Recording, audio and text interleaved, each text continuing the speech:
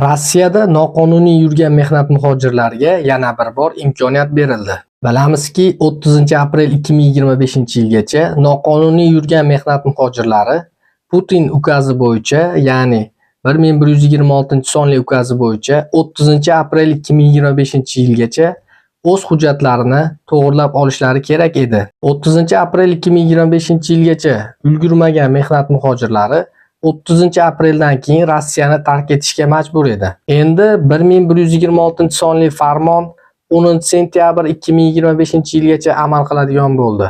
Hozir Rossiyada noqonuniy yurgan mehnat muhojirlari Rossiyani 30-apreldan keyin tark etishlari shart emas. Aksincha 10-sentyabr 2025-yilgacha o'z hujjatlarini yana rasmiylashtirib olish imkoniyatiga ega. Bu farmonni juda katta xushxabar desak adashmagan bo'lamiz. Chunki Rossiyada hozirgi kunda noqonuniy yurgan mehnat muhojirlari juda ko'pchilikni tashkil qiladi. Kelinglar bu farmonni to'liq tushuntirib o'tsam. Ya'ni 1126-sonli Putin farmonini to'liq sizlarga tushuntirib o'tsam. Bu farmon kimlarga tegishli va kimlar hozir bu farmon orqali hujjatlarini rasmiylashtirib olish imkoniyatiga ega? Shular haqida to'liq gapirib bersam. Kelinglar, birinchi bu farmon kimlarga taalluqli emasligini aytib o'tsam. Bu farmon Rossiyada vidvareniyaga ega bo'lgan shaxslarga taalluqli emas. Bu farmon orqali ular o'z hujjatlarini rasmiylashtirib olish imkoniyatiga ega emas. Ikkinchisi zapretga ega bo'lganlar. Ya'ni hozirgi kunda Rossiyada zapretga ega bo'lib yurgan shaxslar hozirgi farmon bo'yicha, ya'ni Putin farmoni bo'yicha o'z maqomini yangilay olmaydi. Ya'ni Putin ukazi bo'yicha Saxarova yoki boshqa joylarga murojaat qilsa, ularda zapret kelib chiqadi va ularga hech qanaqa hujjat rasmiylashtirilmaydi. Agarda sizlarga zapret deportlaringizni tekshirish kerak bo'lsa va sizlarga zapretlar tushib qolmaganmi yoki tushganmi yo'qmi bilish kerak bo'lsa, ekraninglardagi raqamlarga murojaat qilsanglar bemalol bilib beramiz aziz yurtdoshlar. Uchinchisi, sudimizda tugamaganlar. Agarda sizda qanaqadir Rossiya hududida yoki Rossiyadan tashqarida jinoiy ish bo'lgan bo'lsa va u tugamagan bo'lsa, sizga ham patent berilmaydi. Ya'ni siz patentga borgan mahalda sizga ham отказ beradi aziz yurtdoshlar. To'rtinchisi, Rossiyada qanaqadir shtraflarga ega bo'lganlar, shtrafga tushib qolganlarga ham agarda u hali to'liq bazaga tushmagan bo'lsa, qilsa bo'ladi, lekin 1 yil ichida qonun bo'yicha 2 tadan ko'p shtraf qilganlarga qonun bo'yicha patent bermaydi. Lekin ularning shtrafi hali bazada bormi yoki yo'qmi, shunga ham qaraladi aziz yurtdoshlar. Agarda sizlar masalan shunaqa shtraflarga tushib qolgan bo'lsanglar, sizlarga patent beradimi yoki yo'qmi, uni to'liq tekshirib aniqlasa bo'ladi aziz yurtdoshlar. Agarda to'liq tekshirish xizmatlari kerak bo'lsa, sizga patent beradimi yoki yo'qmi, ekrandagi raqamlarga murojaat qilaverasizlar, uni ham to'liq tekshirib beramiz. Sizga aniq xudo xohlasa ma'lumot aytiladi, sizga patent beradi yoki yo'q deb. Endi do'stlar, men Rossiyada noqonuniy yuribman va men endi nima qilishim kerak? 10-sentyabrgacha qanaqa hujjatlar topshirishim kerak? Birinchi o'rinda nima qilishim kerak? Shuni tushuntirib o'ting deganlarga.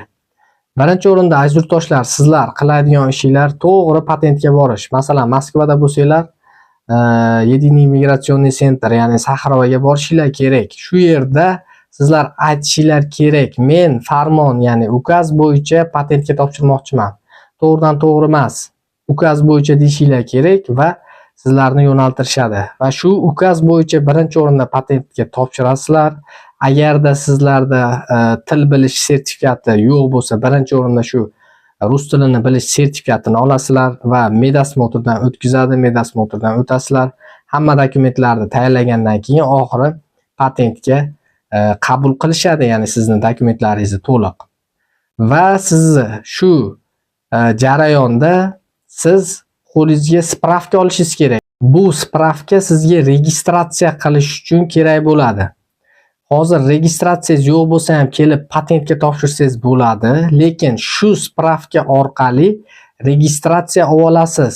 Registratsiya olganingizdan keyingina siz patent tayyor bo'lganda kelsangiz patentingizni beradi. Tushuntira oldimmi?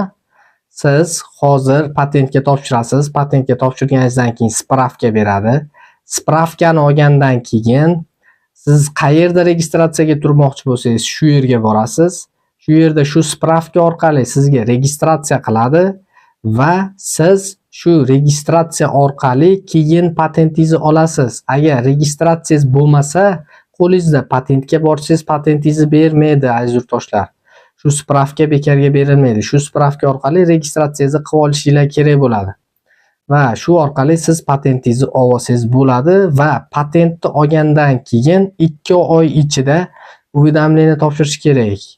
Ya'ni hozir yangi chiqqan qaror bor, hamma bilsa kerak, уведомление topshirish kerak va siz patentingizni qo'lingizga olgan kundan boshlab 2 oy ichida siz уведомление topshirasiz aziz yurtdoshlar.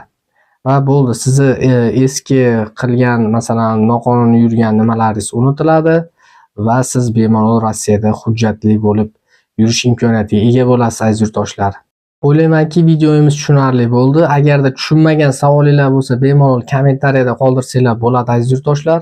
Biz to'liq javob berishga harakat qilamiz. Videoga like bosishni unutmanglar. Agarda kanalimizga obuna bo'lmagan bo'lsangiz, obuna bo'lishni ham unutmanglar. Sog' bo'linglar, salomat bo'linglar.